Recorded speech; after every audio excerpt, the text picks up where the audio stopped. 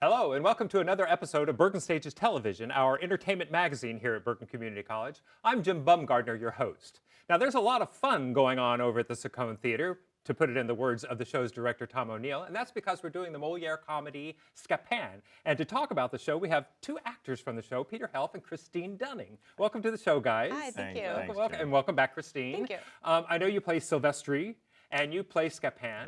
And these are two incredibly funny, wonderful characters, and we're going to talk about those in just a moment. But I do want the audience to get to know a little bit how we got you here today, what brought you to the theater, what makes you like to do acting and this sort of thing. So, it's a lot of talking. Yeah. So, Christine, why don't you refresh our memory? We had you a while back for Much Ado About Nothing. I think was the last one we. Yeah, it feels like only last year, but it was 2019. Wow. So tell us, what is your theater experience? What got you here at Bergen? Well, I've been doing plays at Bergen here for a really long time.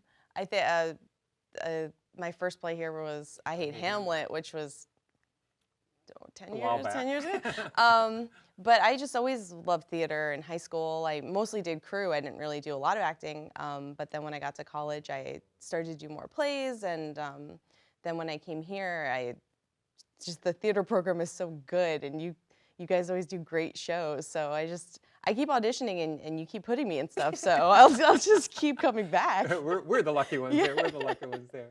Peter, how about you? Well, I hearken back to my youth. I was very much into sketch comedy, the idea of sketches and skits. I was an Abbott and Costello kid. We watched every Sunday on Channel 11 the Abbott and Costello movies. And I remember in 6th grade, my friend Adam and I went to our classroom and we did the Who's on First routine. And then our teacher loved it so much we went to every classroom and performed. And I got into plays in summer camp, Cerebral and Oakley and Anything Goes. And then found my way in high school. I belonged to Gold Mask at Ramapo High School in Franklin Lakes, and did a few productions there, and also worked some crew, and kind of put acting down for a while, and then started to study improvisation in New York with Second City, and then Upright Citizens Brigade, and which goes back to you, Abbott and Costello days. yeah, picking just up where- with your love of Abbott and Costello. comedy and doing things that are funny, and then. I remember when Much Ado was being cast, Tom was desperately seeking a Dogberry, and so I auditioned and got the part and haven't looked back. And you've got to work with the magical Christine. Yeah, Dunning. I actually have worked with Christine several times. I worked with her in Much Ado About Nothing, although we did recount the other day that we had no lines together Yeah, we at had all no scenes together in that show. But we also were in Once Upon a Mattress, which unfortunately was COVIDed out of the way. For now. It's put aside. For now. But yeah. And then we did the virtual performance directed by Lee Gianitis of Sarah Rules Eurydice. Right, that's right. And it's an honor and a privilege to be working with her again so closely on the stage this time, because it's like we're Back live and in person. Yeah, back live and in person. How was it doing the virtual production? I know Chris. I think it was the only part that is challenging is just not having like a live audience there. But otherwise, everything it just felt like good, like coming home again, especially after everybody being apart and theater kind of being killed for a long time. It just felt like really good, like really good for your soul. Yeah. And I think it being a drama was a little bit easier if it were a comedy and not having the audience reaction. Just like, Right, can we that's have a laugh track, something to make it fun. I think Scapin would be tough virtually. Yeah, because for sure. you feed off of that laugh. But there was still great audience reaction in the feed. Yeah. There was a live feed that's that true was too, going yeah. on. That was So cool. there was that interaction. And it was just nice to rehearse with actors again, and we did many radio shows together, the Bergen Stages that's Radio true. Theater. Yeah. So it kept it active. Yeah, doing all this kind it of kept things, those too. chops going. Yeah, But to yeah. be live and in person again is It's so nice. So It's good. so nice. I can't believe, knock on wood, this is our fourth show, and we're up and running, and having audiences are coming in, and it's awesome there. So your improv, you talk about the improv that you did in the city. I know that I got a chance to see. Yes, you you do it. did. Yeah, You actually came to see the debut of my duo improv team, ELF. Emily Johnson and I branched out from another improv team we were in called Humphrey, which was put together under the guidance of one of my favorite acting and improvisation coaches ever, Amy Gorlick, who now runs a theater in Denver. She developed with a few other people, Joe Wenger and a few others, an improvisational technique called the Krompf, Krompf. Okay. And that was the name of their team. And for a while, Humphrey was the only other team in New York that did the Krompf. And it's just about getting right into the comedy. There's a thing in improv called finding the game, which is what is the running joke? What is the running thread? Right. And there's a development where it sometimes takes a couple scenes to get to it. Krompf is you're right in it. And I see what you're talking. yeah. You get right into the no funny. exposition. It's like, let's just get to it. Yeah, Right. Let's just. And then it's multiple beats, multiple scenes, multiple characters, and that's what I love doing more than anything.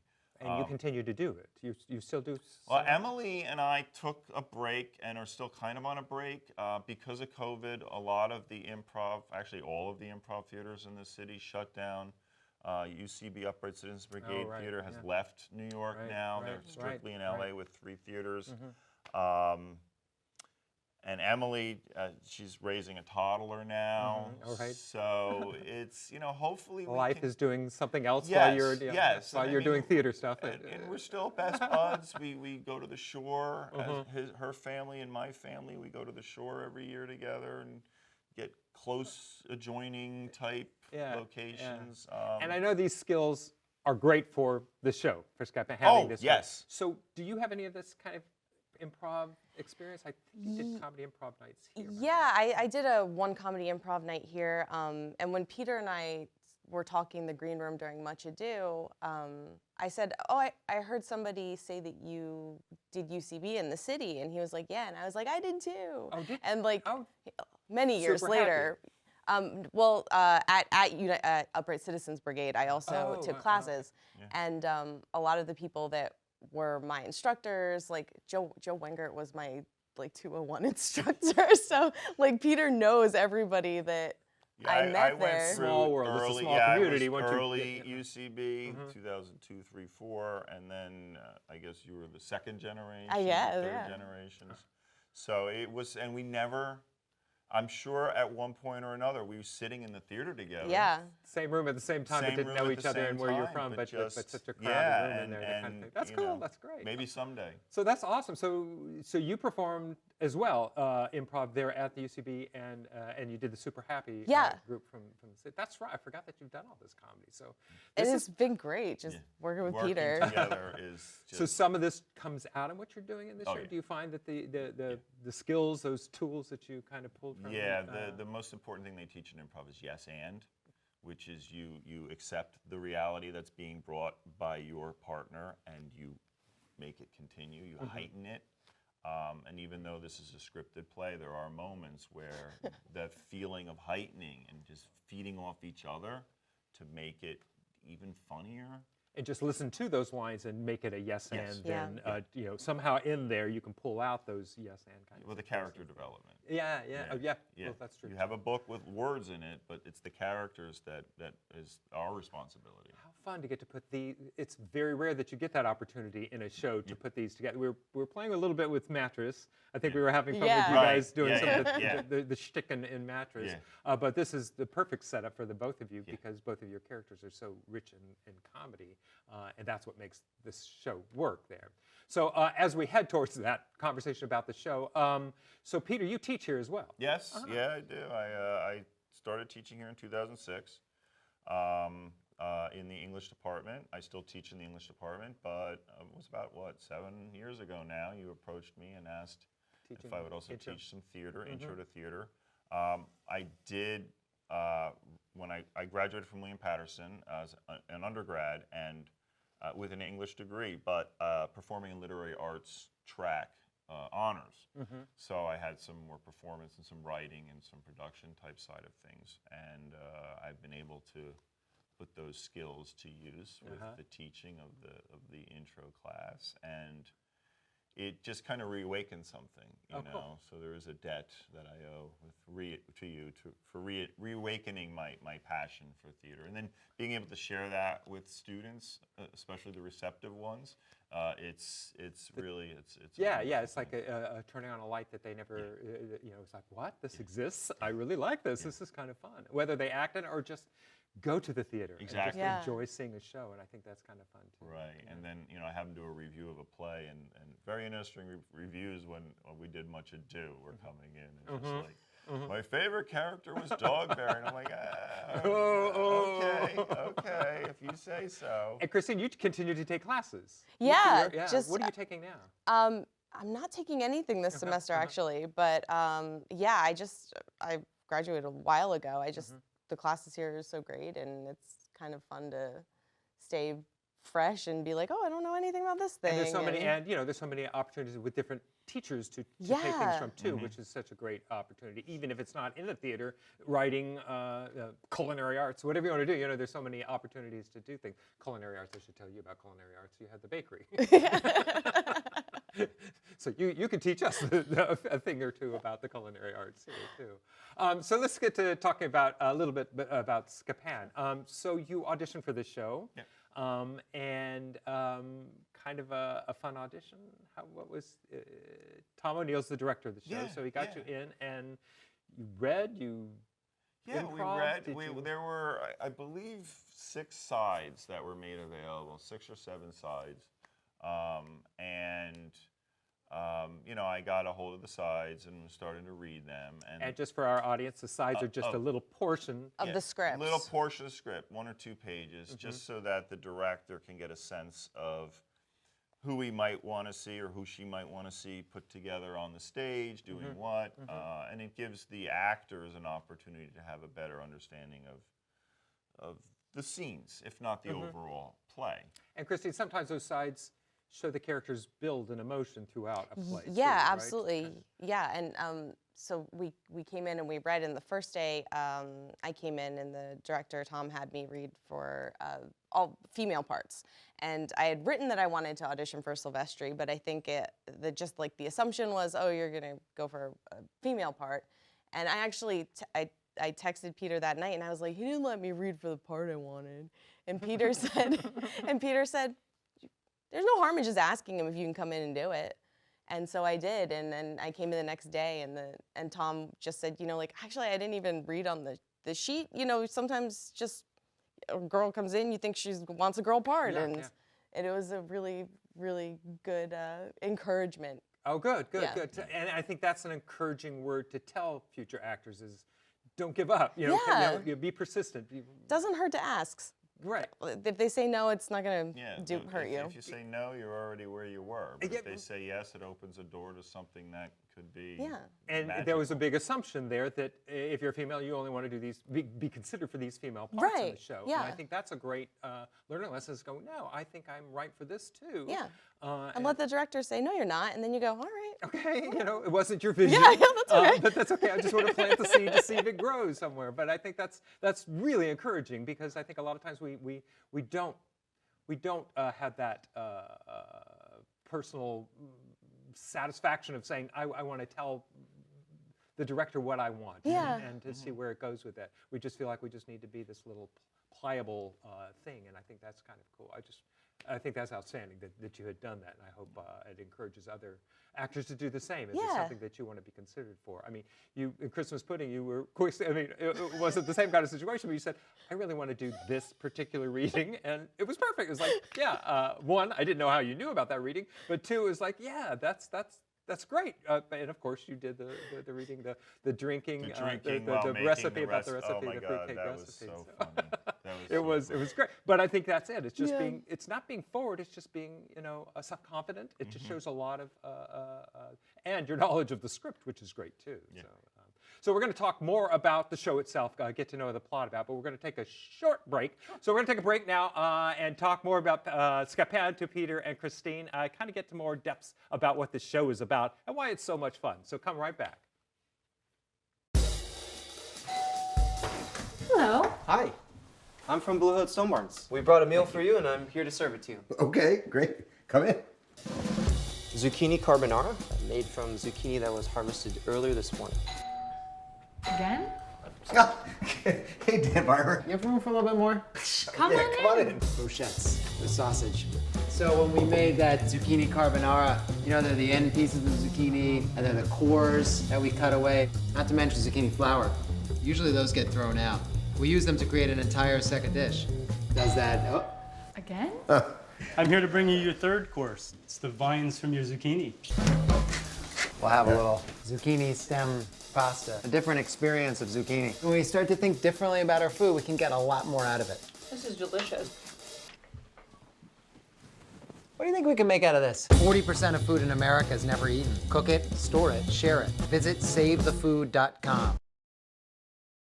This is the story of a boy who is very sensitive to lights and sounds. So he built secret hiding places where nothing could get in. The boy didn't like looking people in the eye. It made him feel uncomfortable. One day, he found out he had something called autism. His family got him help. And slowly, he learned how to live with it better. Early intervention can make a lifetime of difference. Learn the signs at autismspeaks.org.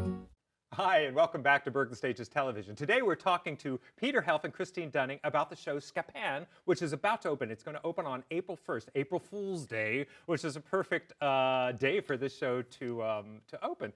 So Christine, can you, I guess both of you, can you help us decipher this plot of this show? Yeah, so the good news is, so it was written in 1670 something. By Moliere, right? By Moliere. And there have been translations of the play, but it still was very old language, old jokes. So the nice thing is Bill Irwin and Mark O'Donnell did a adaptation of it in the 90s. So the jokes are updated and clarified, and the plot is generally the same. There's a bit of a change at the end, but it's very accessible. And tempo, it's got a great tempo. Yes. It just Yeah, keeps you very, going. very It never fast, stops. nonstop, and we're running it without an intermission. So it's going to be like Straight 85, 90 minutes Which of is perfect for this show because it madcap doesn't stop at energy. hilarity. Yeah, yeah. So basically, the idea is these two young men. Well, you're servants to. We're you, servants. Oh, both are servants to these young Silvestre men. is the servant to Leander. Octave. And I am a servant to Leander. And as their fathers are on a journey, a voyage to somewhere, which never really defined even where we are. But somewhere. One boy falls in love and the other gets married against their father's wishes. And you're supposed to keep an eye, a watchful Right, eye that on was these our kids. job. We're supposed And to so, keep of them course, from you're doing going to get this. blamed for all this happening. So basically, our motivation is to make sure that these marriages are going to be acceptable, and that we don't get beaten with big sticks. Because that's what they do That's in what they do French to comedy is servants. beat people with big sticks. Yes. A slapstick. Yeah. Yes. A slapstick. That's where we got the word slapstick, Slapstick, comedy. yeah. It was from Just these Moliere slap plays. us with a stick. So there's some scheming, there's some conniving, there's some disguise, all the classic tropes from Moliere and that era. Again, updated, and it's just a fun show. Tom keeps saying this will be a show people will talk about. Yeah, yeah. Like, And there's revenge involved. Oh, you've been beaten by that retribution. stick one too many times, and Yes. it's time to get back. But you're getting back at your boss, don't you? You get back at her. We get back at both both of of them, them, yeah.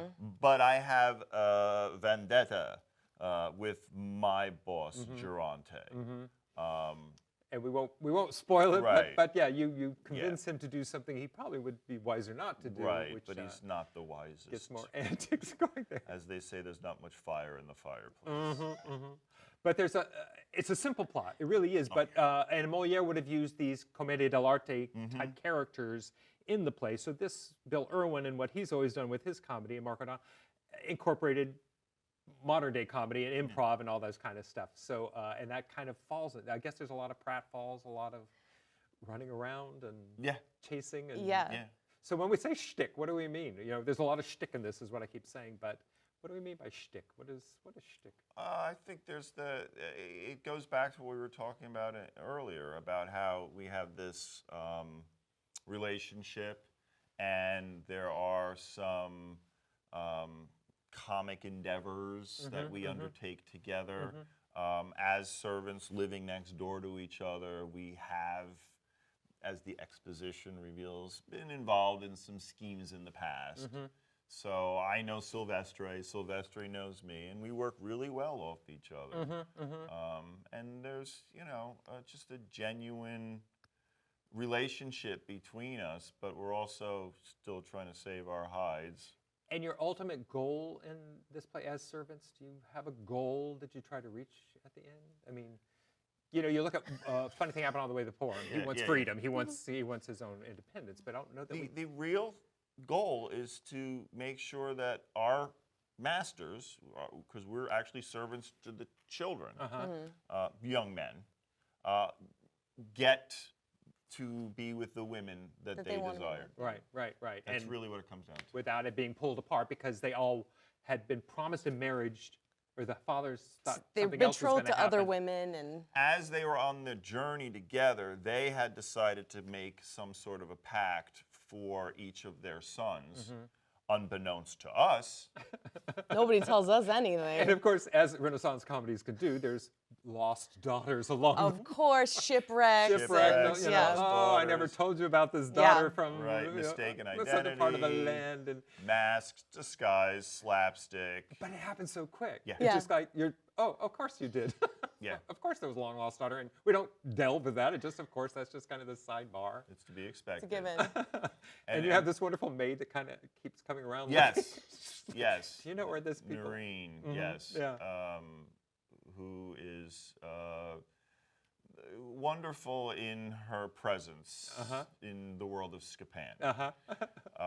It's just a fun play. And what I've always loved about Molière is the exits and entrances. I mean, it's just the scenes, exits, entrance. That's how a scene is.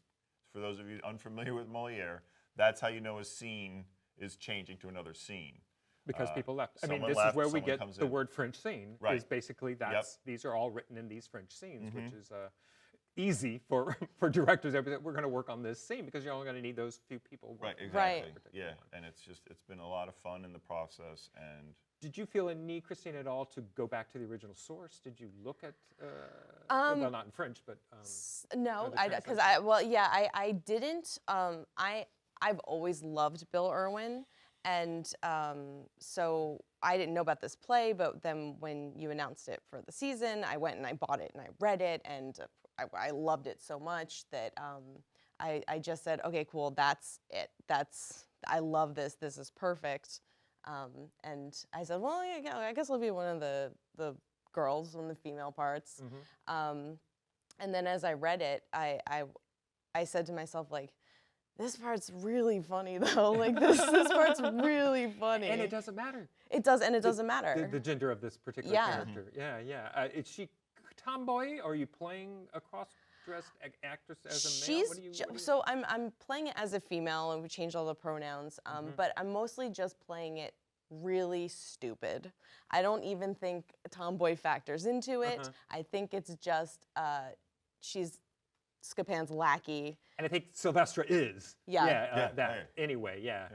I mean, we're buddies, but I also know that I can But you know how to pull the strings a little get Yeah. what you need from to Sylvestre. get what I need. Yeah. It's all about getting what I need Yeah. in this play from whoever it may be. Hence the title. Hence the title. Yeah. Sylvester is just kind of like a really dumb but enthusiastic Labrador retriever. Oh, cool. And so you don't look at a Labrador retriever and go, you know, oh, it's a boy, it's a girl. You're just kind of like, oh, you're just doing your best, aren't you? that's how I think that's how Silvestri is. That And you're loyal. like, And you're- loyal. Well, I you're think you're always all are figuring it still out. loyal to your masters, no matter Oh, what. yeah. Oh, yeah. There's no Yeah. doubt about that. Yeah. Oh, that's so. Being that it's contemporary, because Bill Irwin and Mark O'Donnell, what does that translate into costuming and all that kind of stuff and props? Is it So as Tom described it, mashup. really So, anachronistic. Yeah, Very and anachronistic. yeah, We're not gonna really worry that not you have a cigarette lighter sure, going like, in. of costumes. Uh-huh. At one point, I'm looking at wearing perhaps Converse All-Star sneakers and breeches So and a Renaissance shirt. 17th century here, but Right. 21st Yeah, century and there. of course I have to wear glasses or I'll fall off the stage. So I have these specs that I bought. And that's part of the humor, part of the Yeah. fun that you can have with this Yeah. thing. Yeah. Just saying it's just a mashup there. I think one of my favorite pictures of this play from the beginning of the Renaissance is they're doing the play, and on the stage there's a chandelier hanging, even though it's exterior, but that's the way they did the lighting. And you go, well, that's kind of anachronistic Yeah. too, 'cause you get this chandelier hanging. So I think it already leads to just kind of doing fun things, even with props and costumes. And Oh, stuff. yeah. Right. Yeah. And it's director's call, but I'm looking forward to seeing how it's going to unveil. And you're already rehearsing with costumes and stuff, hats and vests. some and degree, some yeah, at least, shoes yeah, and things to kind of costume, get work on. So yeah. Marina Talley's kind of trying to figure this one out. She's Yeah. it's not period. It's kind of so she's having fun with it too. Yeah. But I think it's actually, a learning. I'm trying going to see her right after this. Cool. Just to kind see of start some pulling ideas, those yeah. pieces together Yeah. there. Great. And the props are the same way. I know Aaron Ingersoll's been working on kind of finding anachronistic props and things that are period appropriate. All these kind of things make it kind of mad. And there's a special thing with our sound designer, Dean Matson. Yeah. So what's going on with Dean? So Dean is an integral part of the production. He actually has a name as a character. It's George. George. Which when the cast sheet came out, I didn't see George, but I'm rehearsing lines with the George, and I asked Tom, "Who's George?" And he said, "Oh, Dean." So Dean will be sitting on the stage as George throughout the production, interacting with the actors. I have a few asides with him as well. But he also has basically his entire sound studio. For sound effects and Sound effects and things that throughout. are happening. Live action. Are you the only one that talks to George? Do you get to talk to George? I interact with George, but I don't talk to George. But you know he's there. Yeah, I mean, know we he's don't there. Yeah, I ignore the might fact be that the he's- only one that actually speaks with George. Yeah, It's yeah, Scapin. 3 or 4 times. So you're the only one that has anything with him, but everybody knows, or just the two of you guys know? No, these I guys think are there? everybody, because we're blocking so that he can at least get a couple of asides from other people. When I first read the script, I thought I was the only person who could see George, as if he was a figment of mine. It's like the old live radio shows. His Foley table's there. Yeah, doing the sound and he's effects got, of like, what's going on. this yeah, thing he's and got a slide whistle. Background He's music. got the slapstick. Which is kind of fun. That It's just kind of adds so much to this, Yeah. the energy of the show. And he was actually working yesterday on creating live house music Yeah. before the show. Oh, wow. So Oh, wow. it may be different every show you come to. This is great. So you have to know? come more than once. You come to every You have performance. to. Good plug. And then we have Graham Fry's doing the set design, and it's a wonderful.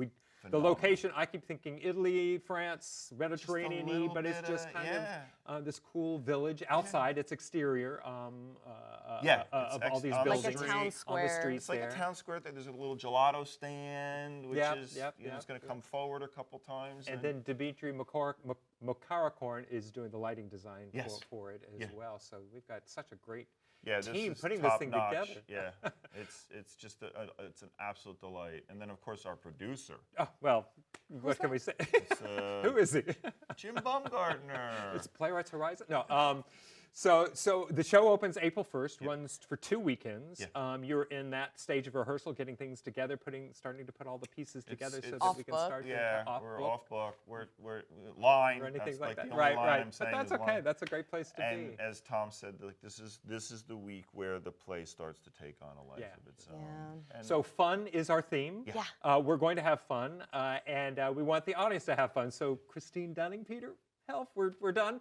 But thank you so much for being here today, and thank you for tuning in. It's a wonderful show, Scapin. It opens at the Scapin Theater on April Fool's Day, April 1st, running for 2 weekends. Make sure to come. You're going to have fun. Thanks for watching, and we'll see you at the next episode, and we'll see you at the theater.